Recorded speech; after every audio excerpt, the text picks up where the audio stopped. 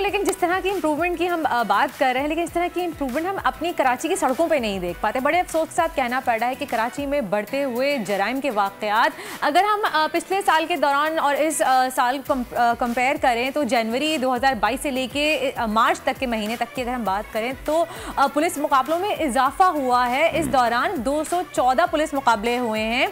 और मैं आपको बताऊं वर्दा कि अभी जो हमने डिस्कस किया था कल के शो में, जो मुत्तहिदा कौमी मूवमेंट और पाकिस्तान पीपल्स पार्टी के दरमियान मुआहदा तय पाया था 16 निकाती एजेंडा, उसके अंदर भी ये पॉइंट शामिल था कि हम लोकल इलाकों में पुलिस बनाएंगे, स्ट्रीट क्राइम कम करेंगे, पब्लिक ट्रांसपोर्ट देंगे। इट्स वेरी सैड कि हम आज तक स्ट्रीट क्राइम की बातें करते रहते हैं, पुलिसिंग इंप्रूव करने की बातें करते रहते हैं, होता कुछ नहीं है। रिपोर्ट देखिए फिर बात करेंगे। हम परेशान हैं, एक तो महंगाई की तरफ परेशान है और दूसरी तरफ हम इन स्ट्रीट क्राइम से परेशान है। सड़कों पर निकलते हुए डर लगता है, खौफ आता है जाना सके, पता नहीं कब कहां कोई किस वक्त आके लूट ले आपको। अग्रीड। लेकिन कराची के मसले के ऊपर, तमाम मसाइल के ऊपर जितने भी कराची के हैं उनके पर आवाज उठाते हैं हमेशा जफर अब्बास साहब, जो कि JDC के सरबराह हैं, हमारे साथ इस वक्त मौजूद है टेलीफोन लाइन पे। जफर साहब, आप हर मसले पर आवाज उठाते हैं और आपकी आवाज सुनी भी जाती है।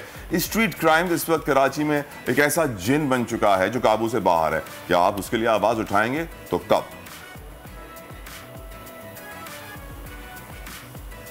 देखिए, मैं ये समझता हूँ कि जब तक बेरोज़गारी पे कंट्रोल नहीं किया जाएगा, आज पाकिस्तान के किसी और शहर में इतनी ज़्यादा स्नैचिंग क्यों नहीं है, इतनी ज़्यादा चोरी क्यों नहीं है, इतनी ज़्यादा डकैती, टारगेट किलिंग, मुसीबतें क्यों नहीं है?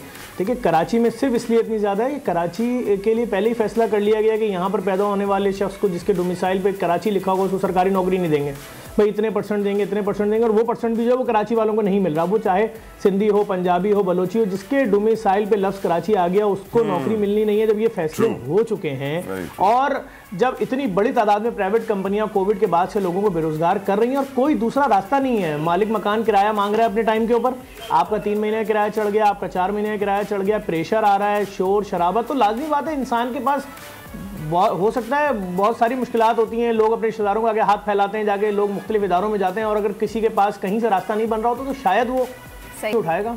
सही। लेकिन जफर भाई, ये बताइए कि जो लोग लूट रहे हैं, जिनके साथ स्नैचिंग के वाकयात हो रहे हैं, वो कराची के वही लोग हैं जो इन तमाम मसाइल का शिकार हैं, जिनके पास नौकरियां नहीं हैं, जिनका महंगाई का मसला है, जो खाने पीने की अशिया अफोर्ड नहीं कर सकते, अपना किराया नहीं निकाल सकते, वही लोग तो लूट रहे हैं, वही परेशान है। बात सिंपल सी है कि आप अपने ऊपर रख के इस बात को सोचें कि अगर आपको नौकरी से निकाल दिया गया है या आपको कोई नौकरी नहीं मिल रही है और आपका मालिक मकान आके आपके बाप को मार रहा है या आपकी बीवी को उसकी बीवी आके धक्का दे रही है या बोली घर खाली करो या आपका सामान बाहर फेंक देते हैं, या भूख की वजह से, पैसे ना होने की वजह से आपका बच्चा घर में भूख से बिलक रहा है, 2 महीने, 4 महीने, 1 साल, 2 साल का बच्चा बिलक रहा है, या आपके बच्चों को स्कूल में टीचर इसलिए क्लास से बाहर खड़ा रखती है 2 घंटे 3 घंटे कि आपके बच्चों ने 3 महीने फीस नहीं दी हुई और वो बात आके आपके बच्चे आपको बता रहे हैं कि आज भी हमको क्लास से बाहर खड़ा रखा टीचर ने कि आप बाहर निकल जाएं, 2 पीरियड अंदर नहीं आइएगा, आपके वालिद साहब ने फीस नहीं दी है, या दीगर कोई भी जिल्लत रुसवाई। देखिए, बात सिंपल सी है, इंसान जब डिप्रेशन में आता है, इंसान जब परेशान होता है, वो डिप्रेशन ज़्यादा आदमी जो पहले ही दबाव का शिकार है, जहनी नफ्सियाती, उसके लिए फिर आप क्या समझते हैं? अच्छा, तो आप क्या समझ रहे हैं? दूसरा सवाल यहाँ पैदा होता है, आप ये समझते हैं जो ये 50 दिन के अंदर कराची में 70,000 वारदातें रिकॉर्ड हुई हैं, रजिस्टर्ड हुई हैं, तो ये सब क्या पढ़े लिखे लोग शौकिया कर रहे हैं, या लोग शौकिया ही सब हरकतें कर रहे हैं, या बहुत बड़े बड़े ग्रोह आ रहे हैं यहाँ कराची में? भाई ग्रोह तो 1, 2, 4, 10 होंगे।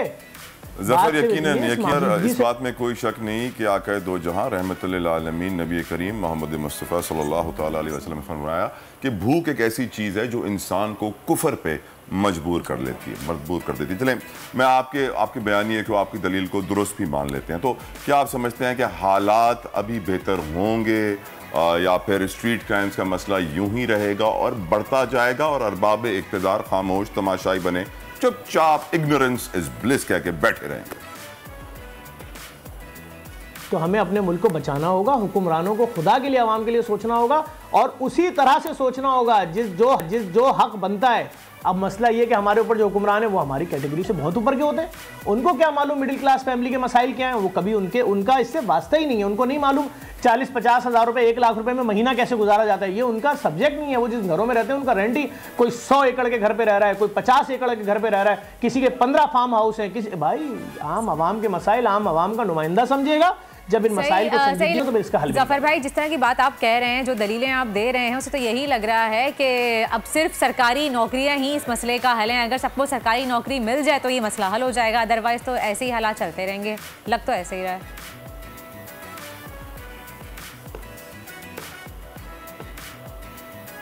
देखें, कराची में 40 साल के करीब हो गया कराची में पैदा होने वाले लोगों को सरकारी नौकरी पे पाबंदी है। अब वो मुख्तलिफ परसेंटेजें निकालते रहते हैं, इतने परसेंट को हम देते हैं, लेकिन वो भी नज़र कहीं नहीं आता। अब बात ये है कि एक रास्ता तो मुकम्मल बंद हो गया। अब चाहे आप बोलोगे कराची में पोर्ट है, कराची में एयरपोर्ट है, कराची में ये है वो है, नौकरी नहीं है कराची के लड़कों के लिए। अच्छा, अब दूसरी बात, जो 45-45 हज़ार बच्चा पढ़ के निकल रहा है प्राइवेट नौकरी करे, ठीक है भाई, प्राइवेट नौकरी करने जा रहे हैं, तनख्वाह ही नहीं है, कहीं 3 महीने की तनख्वाह नहीं मिल रही, कहीं 4 महीने की नहीं मिल रही, कहीं कुछ है, कहीं कुछ है। फिर कोविड के बाद से जो कंपनियों को लॉसेज हुए या जो उनके मामला था, लाखों लोगों को नौकरियों से निकाला गया है।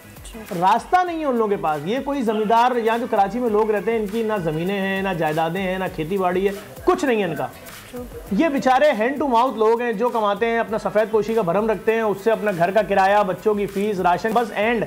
ना ये 5 स्टार होटलों में खाना खाने जाते हैं, ना ये कोई अपने महंगे शौक रखते हैं, ना ये किसी 5 स्टार होटल या किसी जिम खाने की लॉबी में जाके शाम को बैठते हैं 5 से 8 तक। नहीं, बहुत बहुत शुक्रिया जफर अब्बास, जेडीसी के सरबराह हमारे साथ मौजूद थे। और मैं काफ़ी हद तक इस बात पर एग्री करता हूँ कि हमारे मुल्क में इस वक्त जो लाकानूनियत है, उसकी एक बड़ी वजह हुक्मरानों की बेहसी है। हम पुलिसिंग के निज़ाम को सही नहीं कर सके। कराची एक ऐसा शहर है जो दुनिया के कई मुल्कों से बड़ा है, इतने करोड़ों की इसकी आबादी है, बट सैडली इसको वो इज्जत नहीं मिलती है। सुई से 50 साल हमने गैस निकाली, लेकिन सुई को आज तक गैस नहीं मिली और उसके हालात हमें मालूम है। उसके नाम पे बहुत बड़ी कंपनी बनी। खैर, ये इश्यूज डिस्कस होते रहेंगे। सब्सक्राइब करें और बेल दबाएं ताकि कोई खबर रह न जाए।